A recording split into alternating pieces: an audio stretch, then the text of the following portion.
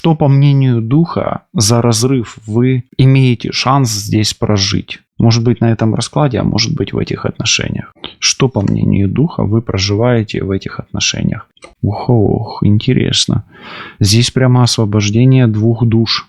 Может быть, это освобождение родственных душ, и это действительно какие-то кармические отношения, где ваши две родственных души в процессе этих отношений должны освободиться от чего-то. И я вам даже могу сказать, от чего. Как поменялись его планы на вас? Приветствую всех, друзья. С вами на связи Таролог Алехандро. Мира вам и вашему миру. И сегодня вас ожидает общий расклад Таро на любовь, на отношения, на загаданного мужчину. Как поменялись его планы на вас? Настройтесь на себя, на свою ситуацию в отношениях, на свои вопросы. И сегодня попытаемся разобраться не только в ситуации, но и также посмотреть планы и мысли, чувства, ну и все, что связано с тем, что у вас может происходить в ваших отношениях. Давайте сначала посмотрим ситуацию, да, начнем именно с ситуации вашей. Звезда, то есть отношения у вас, скорее всего, на дистанции, ну и вы отдаляетесь. В отношениях женщина необычайной красоты или особой красоты, да, то есть ваша красота, она очевидна. Очевидно, да, вот женская красота здесь очевидна. Ну, для мужчины это в раскладе, да, ну и в раскладе, и в отношениях имеет значение. То есть он это отслеживает, то есть он на это обращает внимание. Для него это значимо, да. Дальше. Ну и здесь дворец динариев. Где-то у меня такое ощущение, что вы в каком-то красивом месте находитесь. Ну, может быть, это красивая страна какая-то, или государство красивое, да, страна, государство. Или красивое место, или там, где вы проживаете, очень красивые места. Да, красивое прям место, красивое место, да. И, ну, опять-таки, опять и женщина здесь красавица такая, да, ну и мужчина, ничего себе так. Дворец динариев может говорить о том, что и мужчина сам по себе достаточно такой самодостаточный и обеспеченный, а также есть как бы почва под ногами у обоих, поэтому, ну, это уже как бы отношения больше тех, кому за 30, да, то есть за 30, 30, 35 таких уже людей более-менее зрелых. Окей. Дальше давайте смотреть. Да, здесь, смотрите, видите, королева динариев говорит о том, что женщина управляет ситуацией и управляет материальным миром. Для женщины эти отношения значимы. Почему? Потому что она как бы, ну, ей есть что терять здесь, в этих отношениях. Может быть, мужчина обеспеченный, может быть, она чувствует себя с этим мужчиной как бы защищенной, обеспеченной, да, или надежный мужчина, да, то есть не хочет женщина отпускать этого мужчину здесь, и он ей выгоден, ну, в любом понимании, да, вот в любом абсолютно, да, там, в материальном или в духовном, или в материально-духовном, ну, обе карты очень хорошие, в материальном аспекте особенно, поэтому здесь достаточно такая, знаете, ситуация в отношениях, где материальное имеет центральную ось, да, то есть это стабильность, надежность. Может ли здесь иметь значение деньги женщины? Да, безусловно, безусловно, и для мужчины в том числе, то есть, но я также и сказал, что оба уже самодостаточные, то есть оба как бы опираются на что-то свое, то есть здесь нету такого, что женщина как бы хочет реализовывать отношения за счет мужчины или мужчина за счет женщины. Но у каждого есть как бы свой ресурс, каждый оперирует своим ресурсом. Но опять-таки женщина считает, что ей есть что терять. Тут такие женские все карты, да. Мужчина ведет себя достаточно жестко, может быть, даже жестче, чем нужно, да. И транслирует, что все будет так, как хочет он, да. Женщина здесь, в принципе, может и подчиняться мужчине, в принципе, в отношениях, но учитывая то, что есть некое отдаление, то где-то начинают расходиться интересы у женщины и у мужчины, да, то есть интересы как бы отдаляются, да, и, может быть, выгодные, да, точки соприкосновения, они, ну, начинают быть разными, да, то есть если вам было обоим выгодно что-то одно, то сейчас эта выгода, она может претерпевать как бы свои интересы, да, то есть разворачиваться в своем направлении. Тем не менее, мужчина здесь Овен, Телец, женщина здесь Водолей, Козерог. Ну, особенно, да, вот эти знаки. Женщина воздушно-земная, а мужчина огненно-земной. Но, тем не менее, эти знаки друг к другу подходят, без разницы в какой комбинации. Ну и тройка динариев. Как будто бы, знаете, есть какая-то надежда на перспективу у вас все равно. Вы-то отдалились друг от друга, но вас как будто бы, с одной стороны, отдаляет материальное, да, то есть материальный мир отдаляет. И этот же материальный мир вас и сближает. Вот эта карта. Мужчина может быть далеко на удаленной работе находится. Здесь прямо мужчина, работа, деньги. Вокруг мужчины крутятся какие-то деньги, какие-то суммы, какие-то дела. Женщина может контролировать эти деньги или быть в курсе этих дел и того, что происходит вокруг мужчины. То есть здесь есть четкое понимание, ясное понимание того, что происходит с мужчиной. Женщина понимает, что с ним происходит, в принципе, здесь, в этом раскладе. И понимает, какой материальный мир его окружает. То есть ваша ситуация, в принципе, ясна. Каким образом она ясна? Все крутится вокруг материального мира, вокруг денег, достатка, вокруг того, что вы уже достигли в отношениях, вокруг того, что вы уже успели построить и могли бы уже построить, вокруг работы, вокруг дистанции. Ну, даже может быть, что вы встречаетесь, это может быть и гостевой союз, да, и отдаляетесь, да, то есть друг к другу ездите на встречи или планируете какие-то встречи в ближайшем будущем. Если здесь треугольник, ну, будем смотреть, как бы намек есть, но будем смотреть дальше, да, может быть, может, ну, пока тройка пентаклей, это не всегда треугольник, тройка кубков бы, да. С точки зрения духа давайте посмотрим. Ну и с точки зрения дух со мной согласен, он говорит, да, Алехандро. Здесь вот такой материальный расклад двух материалистов, реалистов, прагматиков, ну и таких людей, которые любят все считать, просчитывать, выгоду, успех, удачу или взаимовыгоду в отношениях ценят. И ищут какой-то шанс и надеются на то, что судьба им как бы даст еще шанс. Причем женщина красавица, а мужчина такой деспот, может быть, даже где-то. Ну, император все-таки, да. Поэтому дух говорит, да, насчет материального ты не ошибаешься. Смотрите, император — это не только огонь, это еще и земля. Это еще и телец. Поэтому тут мы имеем как минимум 4 карты материальных, и это просто подтверждает.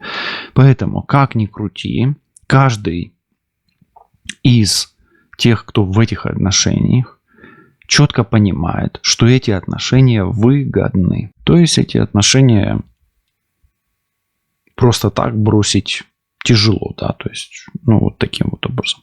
Хорошо. Давайте еще посмотрим немножечко инсайтов, да. Есть 2 старших аркана, но у нас есть дополнительный аркан, есть королева. Ну, подозревать еще одну женщину можно в том случае, если вы знаете, что есть две женщины. Одна воздушная, другая земная. Давайте посмотрим, как влияет на мужчину, на императора, внешность и красота ваша, да, женская, как она на него влияет. И влияет ли на самом деле, если мы уже вроде бы как заметили то, что вроде бы как влияет, да?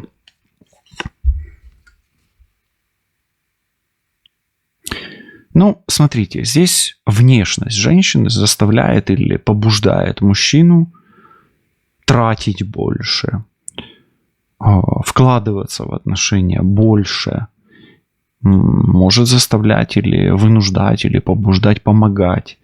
То есть, да, влияет, и материальное здесь опять-таки имеет место быть. Почему нет? Хорошо.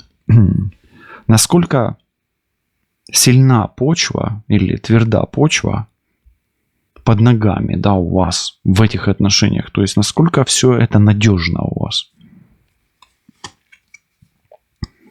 Здесь ненадежно, здесь воздух, и здесь у вас тревожно. То есть, у вас почва под ногами ненадежная, но тревожная. Есть место сомнениям, подозрениям, непониманию, незнанию и невозможности договариваться. Да, то есть, или отсутствие возможности, или невозможности понимать друг друга, и поэтому невозможности договариваться.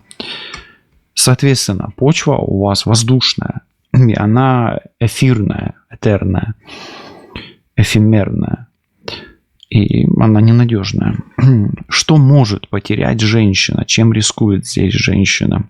Проверяем королеву пентаклей. Своими планами на будущее. Женщина здесь рискует планами на будущее. Позиция императора. Насколько она сильна? Позиция мужчины. И насколько он таков император, как вам кажется, да, или, ну, как складывается. То есть мы вроде бы как определили, что у него жесткая позиция. Давайте посмотрим, насколько она серьезна и жестка. Вы многого не знаете. То есть этот человек может быть зависим от обстоятельств.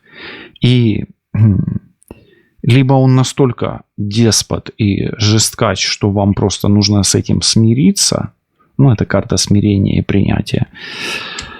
Либо вы чего-то еще не знаете. Жесток ли он? Да, безусловно. Нужно ли вам с этим смириться? Да, безусловно. Нужно ли вам это принять? Да, но за его жесткостью есть еще нечто, чего вы не знаете пока что еще. И то, что вы не знаете, может быть действительно болезненным для вас. К сожалению, это может быть. Почему? Потому что здесь воздух рядом, ближайший, он болезненный. Окей. Что именно двигает вас, ваши отношения вперед, и что помогает их развивать? Что двигает вперед и помогает развивать? Ну и опять четверка пентаклей. Ну что тут сделаешь, да? То есть это выгода, это деньги, это материальное обеспечение, это надежность, стабильность, но в аспекте материального мира. Давайте просто будем называть пентакли деньгами, а вы уже в эти деньги вкладываете свое. Может это имущество, может быть это кошелек вашего партнера, партнерши и так далее. Может быть это работа, может быть это самореализация ваша. То есть это результаты материального мира, как вам удобно их воспринимать. Но это надежность. И это, знаете как, для вас эти отношения это синица в руках. Да? Но никак не журавль в небе. Хорошо, какой шанс вам дает, как бы дают высшие силы, когда вы попадаете в эти отношения. Да, вот вы в них находитесь, и какой шанс вы реализуете для себя. Не для него, не для партнера, а для себя. Ну, здесь прям тройка мечей, и это боль какая-то, да, то есть давайте вы сами скажете, например, по тройке мечей, какой шанс на реализацию какой боли вы реализуете. Не знаю, ну, я назову этот шанс разрывом, А что вы разрываете? Каждый разрывает что-то свое. Вообще обычно это разрыв отношений. Или разрыв возможности общаться или договариваться. Ну, разрыв коммуникации, естественно. Тем не менее, вам эти отношения дают шанс что-то разорвать. Может быть, это порочный круг бедности, к примеру, да, если вы заинтересованы в материальном. А может быть, это порочный круг непонимания. Но происходить это будет, естественно, болезненно, да. Хорошо. Давайте посмотрим немножечко на другой колоде, да. Что думает о вас загаданный человек сейчас? Мужчина, женщина, настройтесь. Что он думает о вас сегодня? Ну, он думает, что он, так же, как и вы, как свободный корабль, да, то есть как парусник. По сути, он считает вас свободным человеком и точно так же чувствует себя в этих отношениях свободным, независимым. То есть он чувствует себя независимым от вас, а вас независимым от него. Интересно, интересно. Ну, хорошо, почему бы и нет, но тут император. Хотя чего-то вы не знаете здесь, да, вы помните, мы же говорили. Хорошо. Что планирует, вот его думы, да, планы на ближайшее будущее по отношению к вам? Что планирует? Нет, что планировал? Все-таки давайте вот еще раз. Что планировал? Планирует. Вот здесь посмотрим. Что планировал? Что планировал по отношению к вам? Планировал поддерживать с вами связь, отношения, да, и вербальную связь, да, вот любую связь. То есть он планировал поддерживать с вами связь. А что будет планировать? Что будет планировать? Может отторгнуть вас. Смотрите, его планы на вас могут поменяться. Давайте посмотрим, почему он может вдруг ни с того ни с сего реализовать эту карту. Какие причины могут подвести его к отторжению? Какие причины могут подвести его к отторжению? Ну, во-первых, если он почувствует, что связь с вами, первое, опасна, токсична, и если вдруг действительно, ну, вы знаете, или есть какая-то скрытая третья особа, да, то есть, ну, здесь это может быть по змее, по даме трефовой, да, то есть причина, опасность, токсичность ваша, или угроза от вас, ваша токсичность и третье лицо. Пока так. Чем вы действительно держите его в своем поле?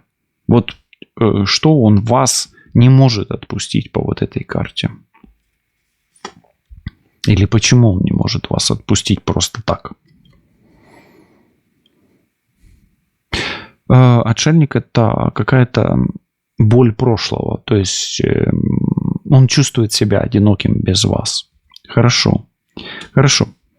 Что, по мнению духа, за разрыв вы имеете шанс здесь прожить? Ну, может быть, на этом раскладе, а может быть, в этих отношениях. Что, по мнению духа, вы проживаете в этих отношениях? Что за разрыв вы проживаете? Давайте так.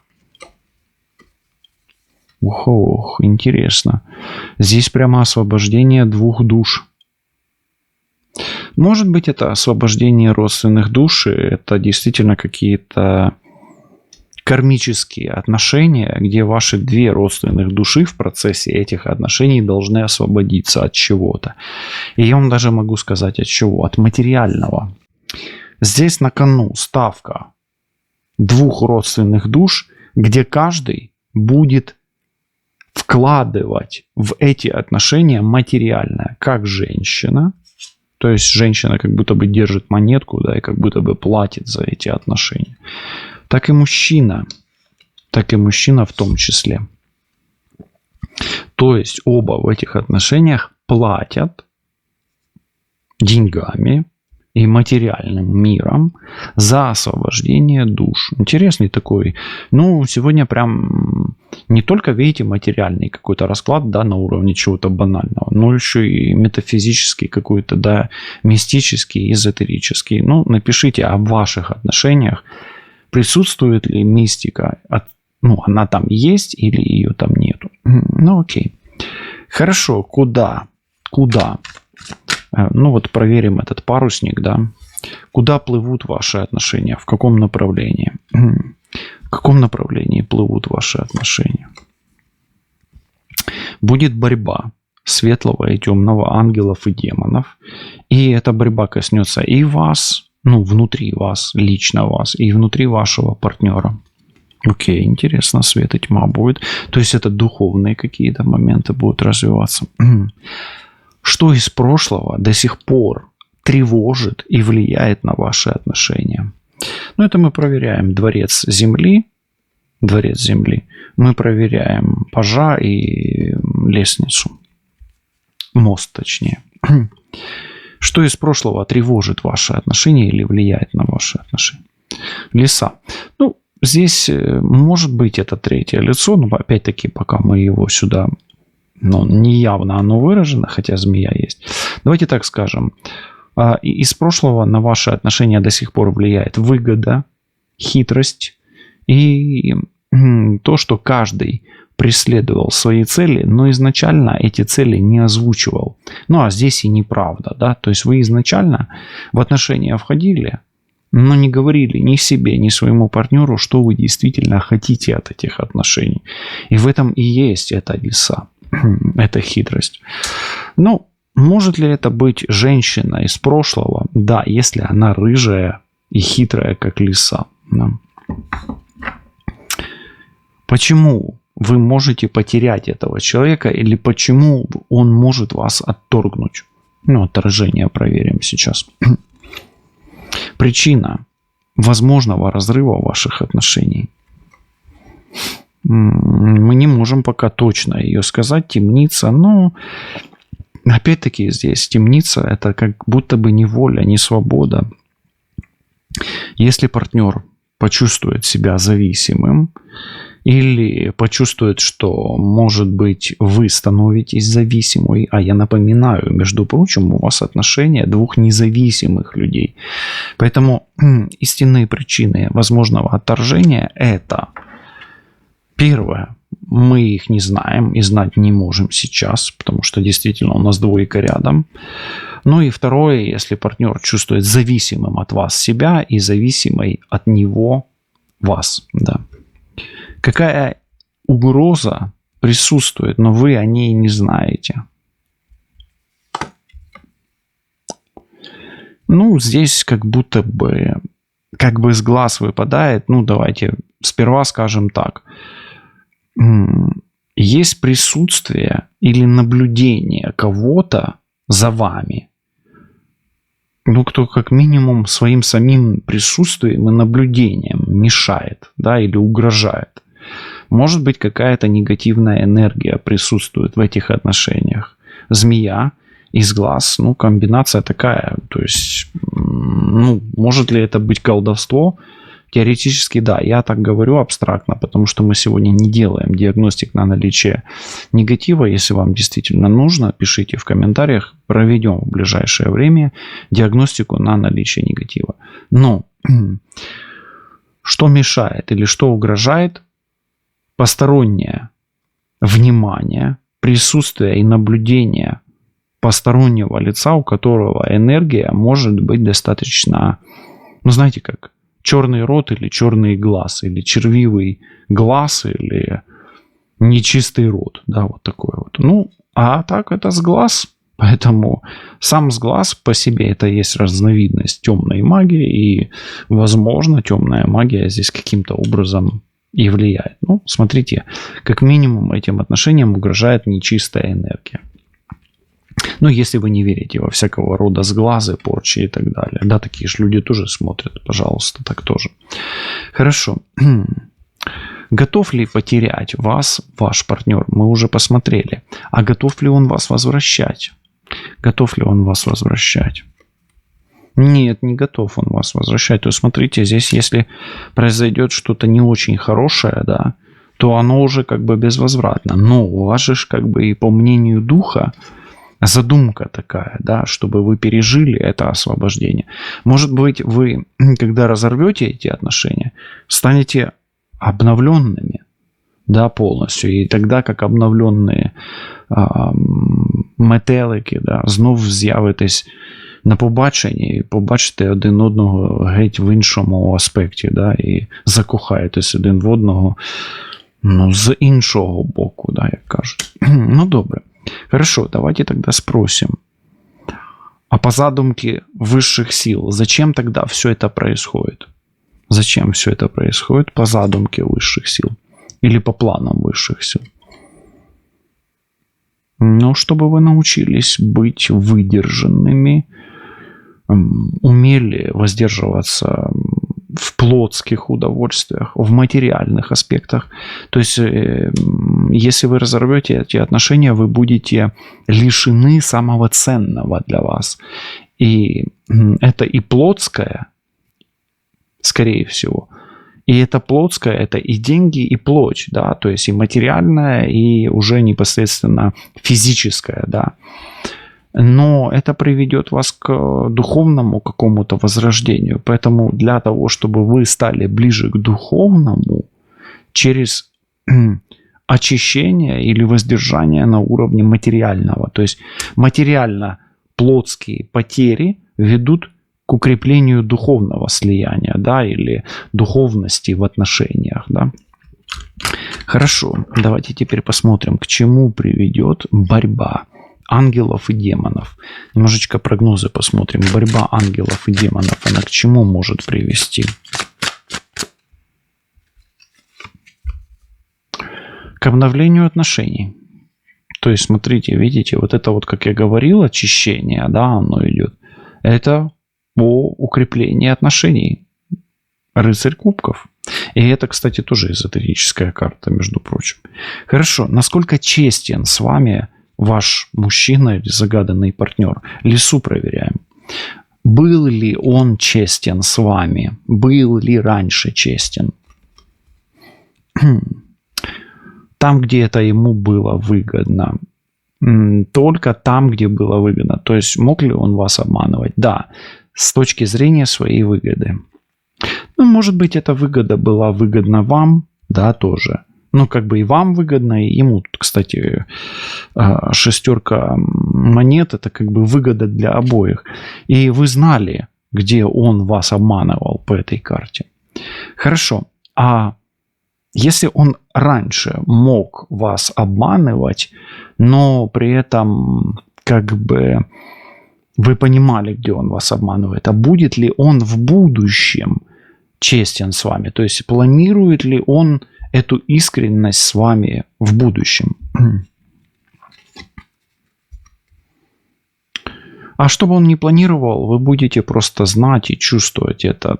То есть ответ от него не зависит, эта искренность. Вы сами будете, знаете, как детектор лжи. Он вам что-то сказал, а вы сразу почувствовали, правда это или нет. То есть, по сути, вы будете чувствовать, и вам не надо будет знать, правда это или ложь. Ну, давайте так скажем. В будущем ложь, его ложь, не пройдет повз вас, да, не пройдет по вам, да, незамеченной, не будет вами не определена. Ну, вот так.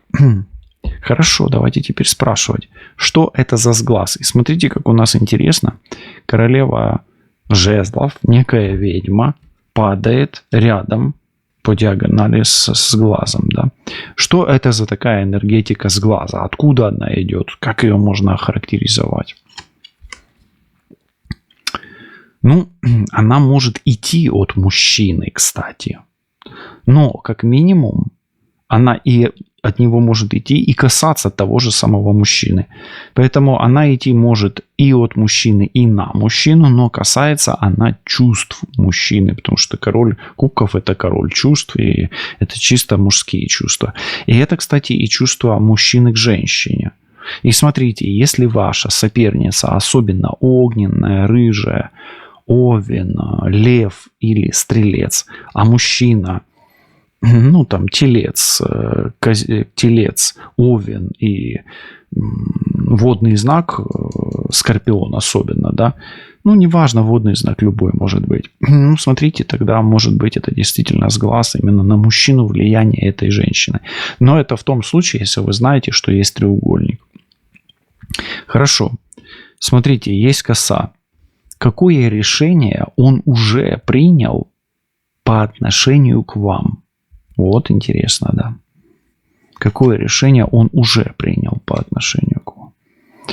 Но смотрите, ему тяжело завершать эти отношения. Давайте спросим. Смотрите, он принял тяжелое решение завершать эти отношения, довести их до конца. Но а чем они закончатся? Давайте вот с точки зрения духа посмотрим. Чем эти отношения закончатся по его решению завершать эти отношения? И оно ему давалось тяжело. Чем оно закончится? А вот он и страшный суд. А вот они и бабочки. А вот оно и воздержание. А вот оно и разрыв. Эти отношения имеют большой риск закончиться страшным судом, Армагеддоном, да, ну как бы, но тем не менее это и освобождение. Поэтому вот это закончится, да, по страшному суду тем, что каждый из вас потеряет материальную связь и обретет духовную связь. Интересно, давайте выводить это все равно. Мне почему-то хочется это вывести как бы на чистую воду. Что это дает ему и что это дает вам? Давайте две карты вытащим. Что это в конечном итоге дает ему и вам? Ну, смотрите, как будто бы духи видят, да, эту карту. То есть он принял решение освободиться, избавиться или очиститься от этих отношений, да? Что это дает ему и что это дает вам? Что это дает ему? Но это ему развязывает руки и ведет его к свободе. Он перестает бояться и перестает, ну, как бы рисковать чем-то, да? То есть то, чем он думает, или то, о чем он думает, а может быть даже он перестает рисковать, скорее всего, тем, о чем вы и так знаете, да? Что это дает вам? Вам то же самое, что ему это развязывает руки, что и ему развязывает и вам руки, да? И не похожи ли эти две карты на этих двух бабочек? Смотрите, скоро произойдет что-то между вами, такое освобождающее, очищающее. Не знаю, что это такое, прям какой-то страшный суд, где каждый из вас, потеряя привязку к материальному, ну, то есть это вам дорого обойдется, вы обретете каждый свободу. Он свою свободу, но как будто бы он выходит из вот этой темницы, смотрите. Он освобождается, и вы освобождаетесь. И я вам так скажу, это еще и шанс на то, что вы опять объединяетесь в что-то новое под какой-то другой, ну, под каким-то другим видом отношений, более свободных, более воздушных. То есть вы не будете бояться что-то потерять. Хорошо, а почему он вот принял это, под чьим давлением, или кто или что повлияло на вот это? Или кто или что повлияет на его решение и на вот этот страшный суд? Ну, понятно, страшный суд, он будет происходить под энергией, по энергии высших сил, по энергии духа. То есть дух по-любому втрутится, да, то есть вмешается в этот процесс. А вы... Да, а он принял это решение. То есть он как бы уже принял решение, он запустил, то есть он открыл ящик Пандоры, да, то есть он запустил этот процесс. То есть все, вы это уже будете проходить, вы это уже проживаете, или уже прожили, да, или будете проживать. То есть это уже неизбежный процесс. Кто или что стало импульсом этого всего? А импульсом этого всего, может, стала внутри него энергия, та же самая энергия с глаза, внутри него противоречие, его характер, его внутренний, ну, вот внутреннее состояние, его внутренний конфликт и конфликт интересов его, вас, Ну и, возможно, того третьего лица, если оно здесь присутствует. Побачимось. Па-па.